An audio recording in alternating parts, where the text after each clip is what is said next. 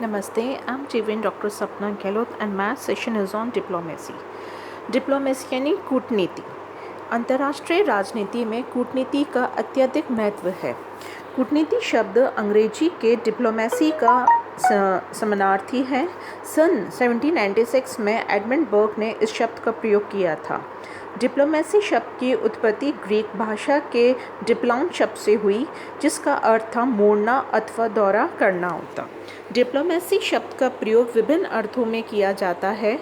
Harold Wilkinson के शब्दों में, अपने श्रेष्ठ अर्थों में अंतर्राष्ट्रीय संधि वार्ताओं में कौशल का प्रयोग कूटनीति है, तथा अपने विकृष्ट रूप में कूटनीति छल, छद्म या चालाकी का द्योतक है।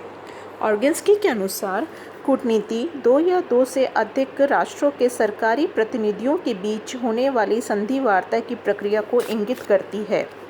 सार में यह in short in nutshell you can say that कूटनीति अंतर्राष्ट्रीय संबंधों की व्यवस्था है। ये समझौते और वार्ता की कला है।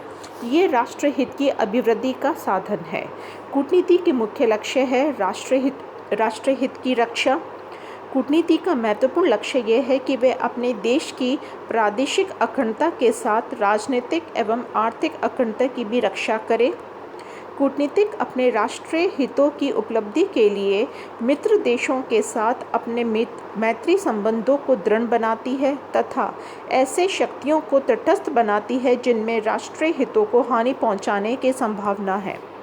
कूटनीति का ये लक्ष्य ये है कि अन्य राज्यों को अपने राज्य के विरुद्ध संगठित होने से रोकें।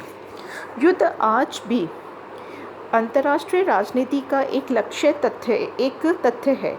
यदि युद्ध छेड़ना आवश्यक बन जाए तथा संधि वार्ता के सभी साधन असफल हो जाए तो कूटनीति के दायित्व का रूप बदल जाता है।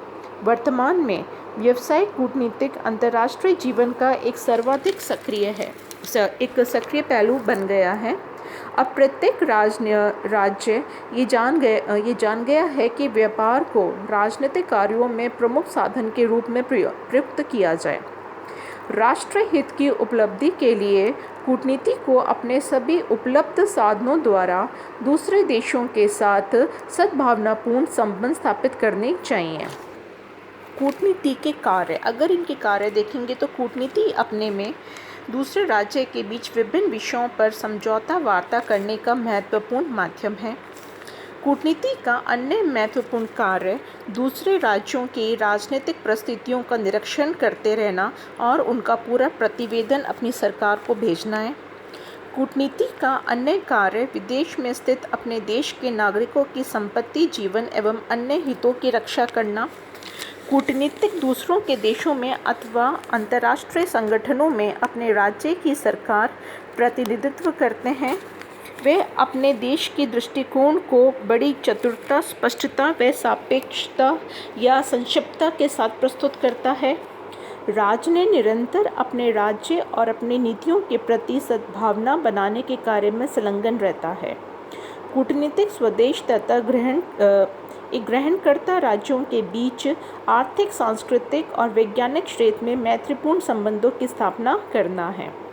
कूटनीतिक वार्ता के अगर प्रमुख उद्देश्य पूछें तो एक दूसरे के उद्देश्यों तथा नीतियों को बदलना। यदि उनके उद्देश्य तथा नीतियां पहले से ही अनुकूल है तो उनमें यथास्थिति कायम रखना।